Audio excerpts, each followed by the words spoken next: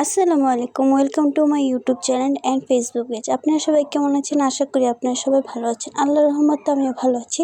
আজকে অনেক গরম বাহিরে এবং আমাদের এখানে কারেন্টও চলে যাচ্ছে বারবার। সেই জন্য আমার আব্বু ভাঙ্গি এবং পেঁপে নিয়ে এসেছে। এই জন্য আমরা এটাকে কেটে দেখাচ্ছি। গরমের সময় এইভাবে খাবেন, শরীরের জন্য খুব উপকারী। ভাঙ্গি কিন্তু শরীরের জন্য খুব উপকারী এবং পেঁপেও।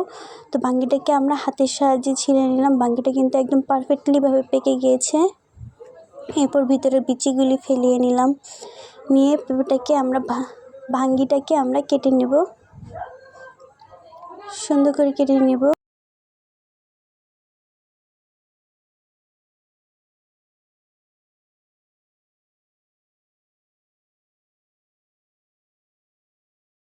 এরপর এরকম করে সবগুলি ভাঙ্গি কেটে নিব এবং পেঁপেটাকেও আমরা একইভাবে বটির সাহায্যে ছিলে নেব।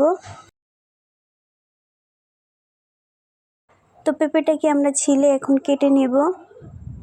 পেঁপেটার ভিতরে কোনো বিচি ছিল না, দেখতে পাচ্ছেন। পেঁপেটা একদম অনেক মিষ্টি ছিল।